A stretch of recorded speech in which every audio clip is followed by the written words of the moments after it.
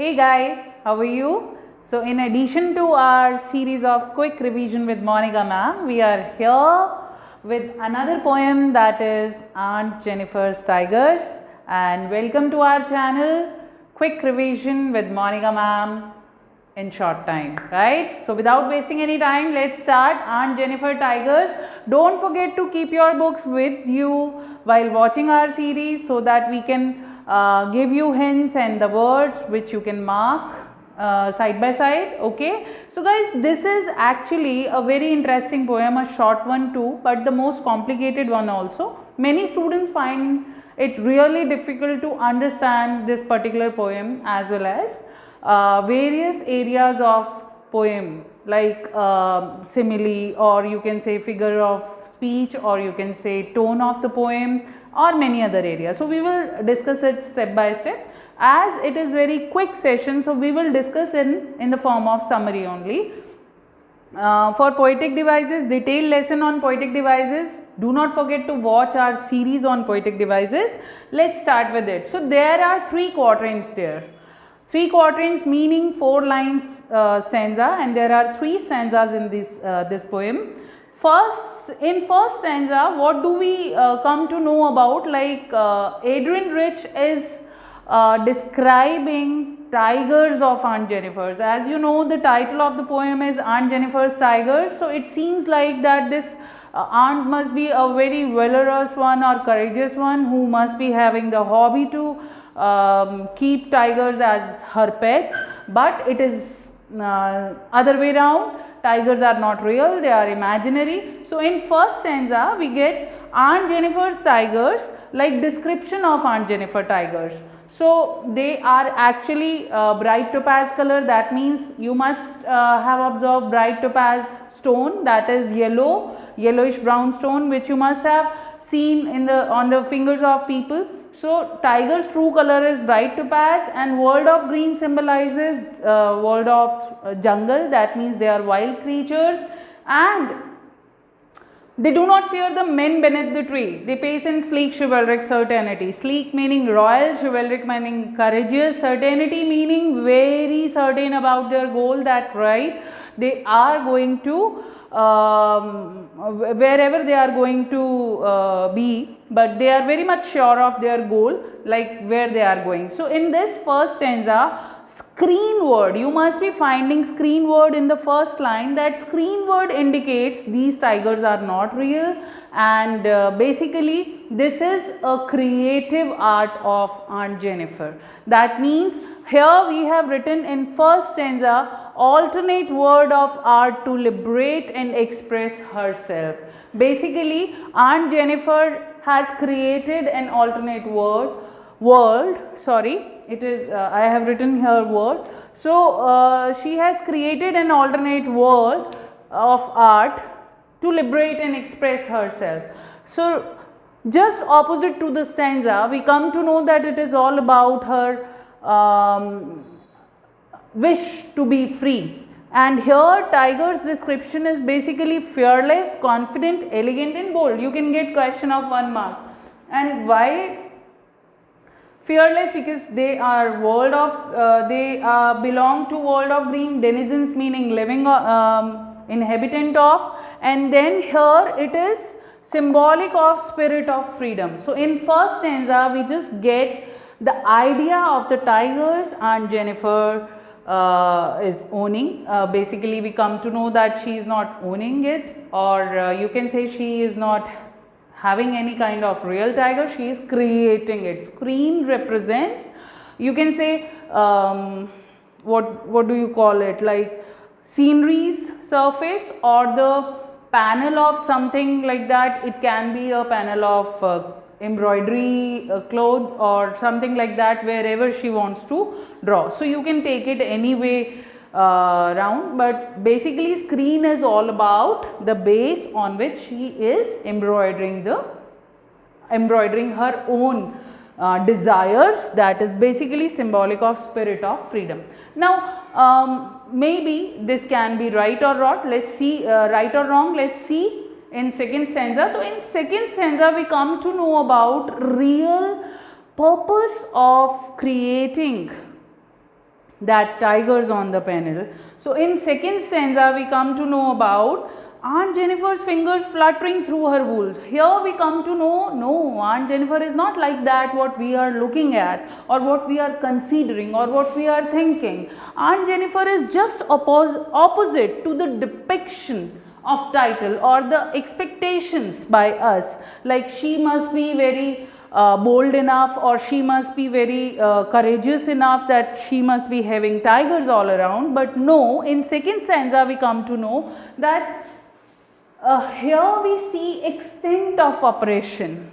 So basically she is the oppressed one and the victim of social injustice, gender injustice, class injustice we can't say, but victim of male chauvinism and male patriarchy. So in second stanza we found fingers fluttering in first line, that is basically alliteration. I'll discuss poetic devices later also, but here fingers fluttering meaning her fingers are trembling, or she can't have that steady emotion. When you are there to pursue in your passionate area, or you can say like when you are pursuing for your hobbies in other areas, you feel very light, you feel refuge from the reality, or you feel very relaxed. But it is not happening here. Instead of being relaxed, her fingers are fluttering. So alliteration is there, fingers fluttering, but through her wool. Find even the ivory needle hard to pull. That ivory needle, what is the symbol? Ivory needle. What is ivory? That substance or material with mammal's tusk are created. And you know, elephant's tusk, ivory material, and that is very costly. That indicates she belongs to a very influential family, wealthy family. That indicates actually it is not the case of people who are not wealthy, but it is this particular case, human basically male chauvinism, or you can say crime against women. These are everywhere in the society. You can find in wealthy families also. You can find it at those areas also where people are not so wealthy, in literate world, in illiterate world. You find it everywhere. So every ivory needle is the symbol for wealthy and influential family in this world. So that is ivory needle, and she is feeling so nervous, so down, that she is not able to pull that ivory needle. So when it can be happen in two cases only, either we are physically ill, or we are in a state of mind that is not balanced actually, like we are in constant fear of someone, we are in unstable state of mind. So when we proceed further, we come to know that it is the constant fear of uncles. Uncle will not be present in whole poem. You will see there is no direct action by uncle on this lady, but his absence is creating so much fear on the mind of Aunt Jennifer. You can expect what will be the impact of his presence. So third line is the massive weight of uncle's wedding band. Now uncle's wedding band, as you know, wedding band is all about bond, matrimony bond. So uncle's wedding band, massive weight of uncle's wedding band is symbolic of weight of matrimony, male patriarchy by custom and law. Both, like females are bound to follow their duties within the confinement of marriage area.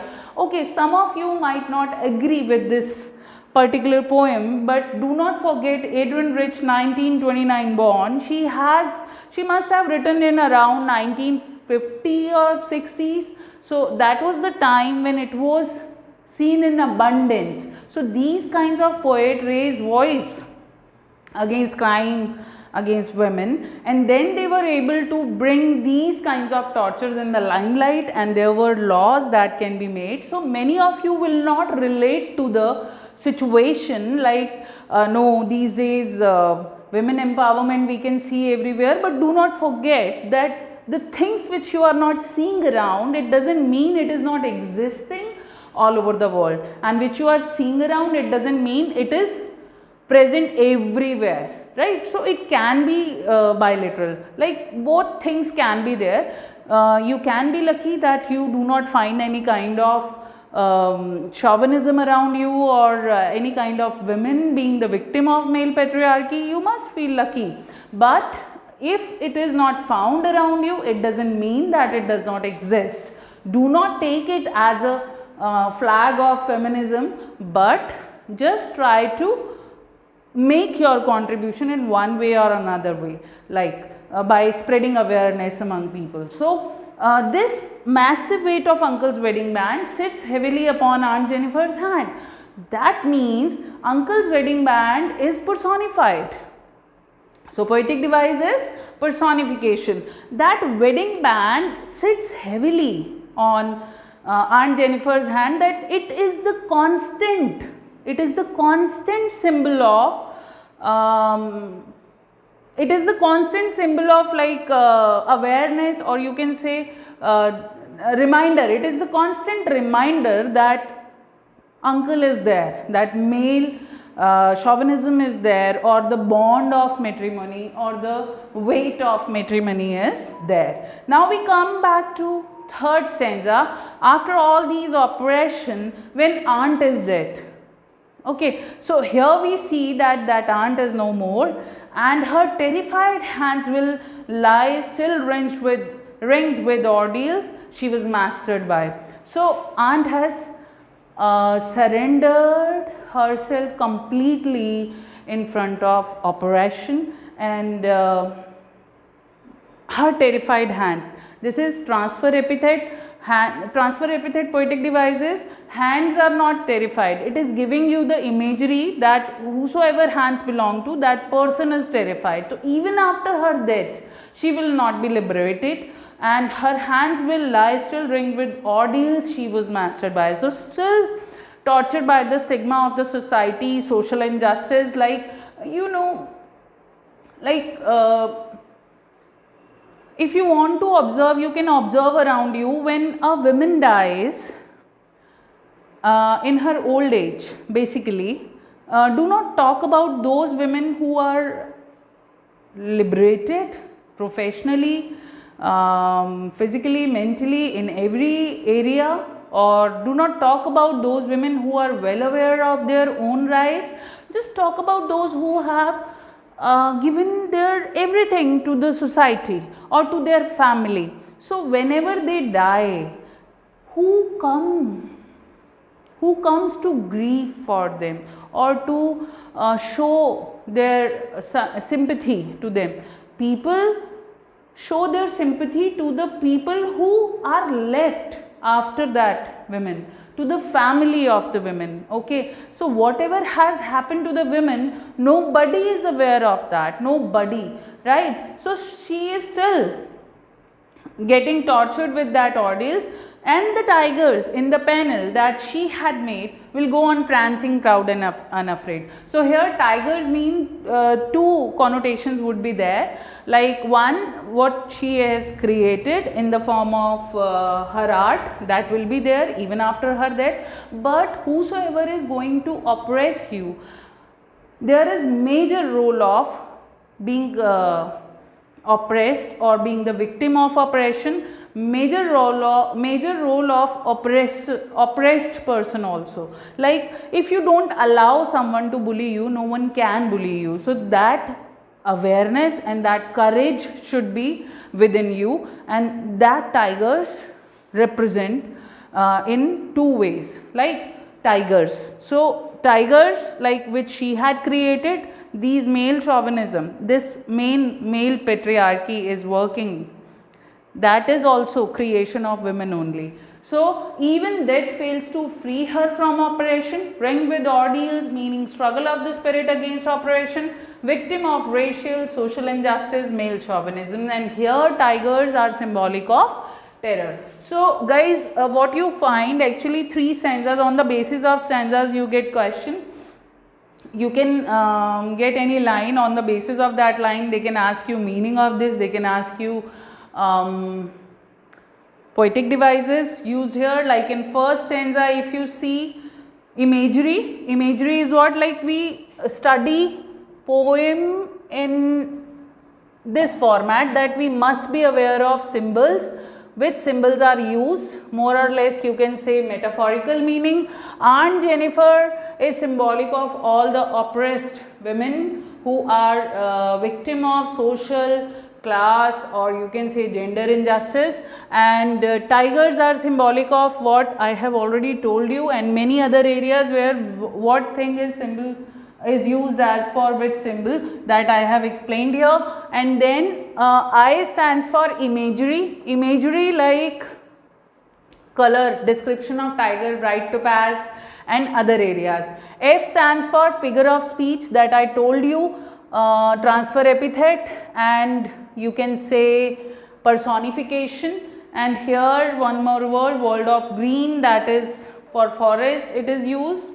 And then T stands for tone, in which tone this poem is described, and that tone is ambiguous. Ambiguous tone meaning when one is not clear about, like in first stanza she is admiring tigers, in second stanza she is showing problems